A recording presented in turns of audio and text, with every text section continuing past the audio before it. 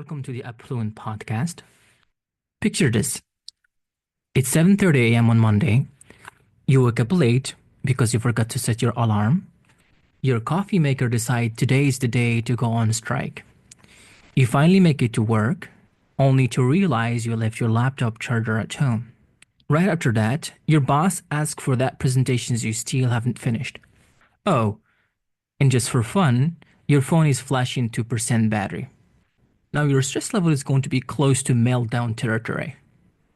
But wait, imagine hitting pause, taking a deep breath, and handling each challenge like it's no big deal. Sounds like a superpower, right? Well, it's not.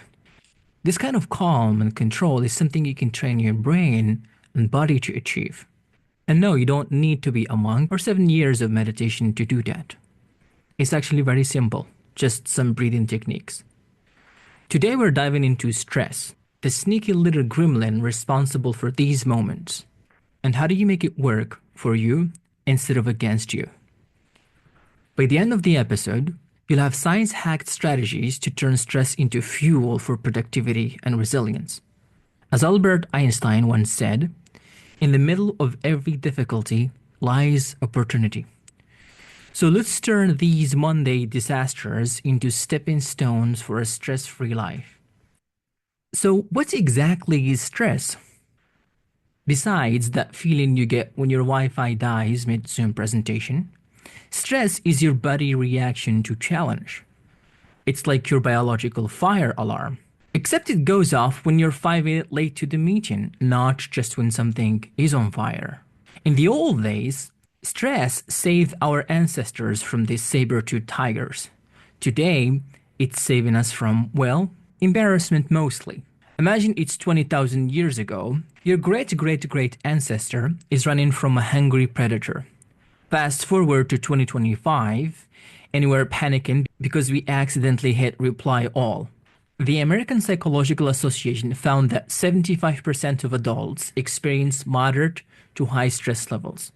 And the other 25% probably retired, living on a beach somewhere. But here is the twist. Not all stress is bad. Ever felt that rush before a big exam or a deadline? This is called eustress, or good stress. It's like that friend who drags you to the gym every day. Annoying, right?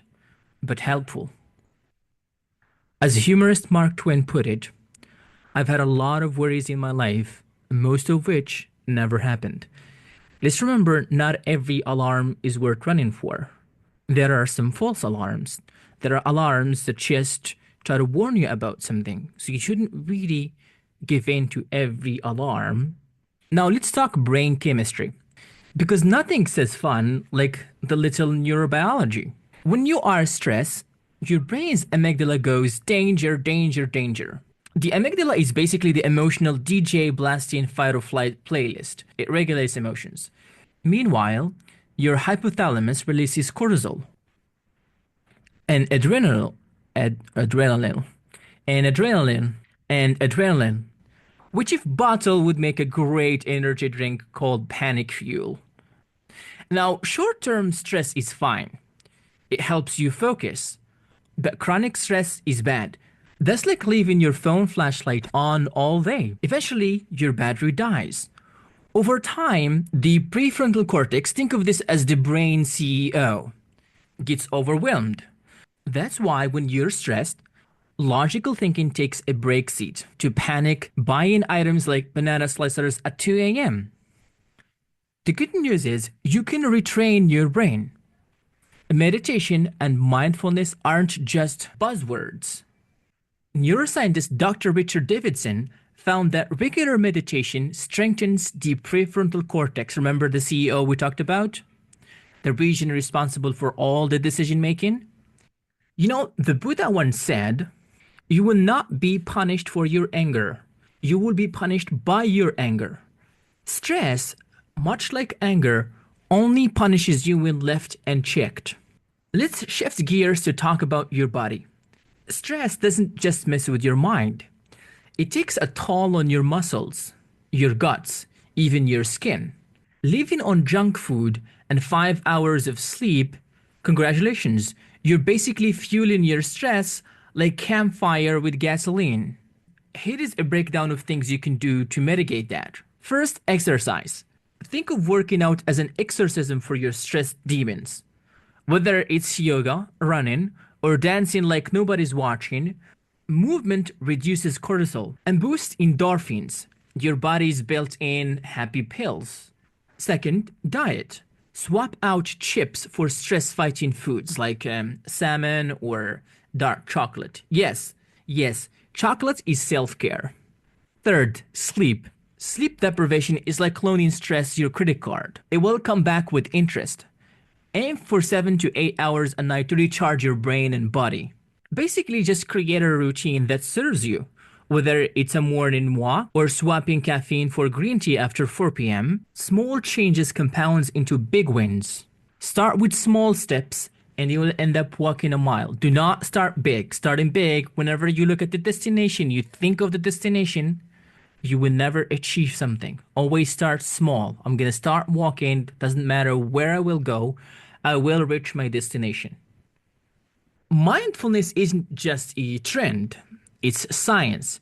Remember when you were a kid and someone told you to take deep breaths when you were upset? Turns out they were onto something. Slow, mindful breathing actually flips your brain stress switch off. Crazy, right? Johns Hopkins research found that mindfulness meditation is just as effective as some medications for reducing anxiety. The best part, it's free. Start with box breathing. Inhale for 4 seconds, hold for 4, exhale for 4. Repeat a few times and notice a difference. Another easy one is gratitude journaling. Write down 3 things you're grateful for each morning. Start small. For example, I'm grateful my coworker didn't bring fish for lunch. This is progress. Stress isn't about perspective. Picture this. 2 people get stuck in the same traffic jam. One cranks up the music and calls it a free karaoke session. The other spirals into existential dread. The difference is just mindset. Try reframing situations. Instead of, I can't do this, think, this is tough, but I've been through worse. Self-compassion is also key. Studies show treating yourself like a friend reduces cortisol and boosts resilience. As Viktor Frankl once said, in man's search for meaning, when we are no longer able to change a situation, we are challenged to change ourselves. You may not control traffic, but you control your playlist. Here are some more stress hacks. First, natural therapy. Studies show that spending just 20 minutes outside lowers stress hormones. You get bonus points if there is a dog involved. 2.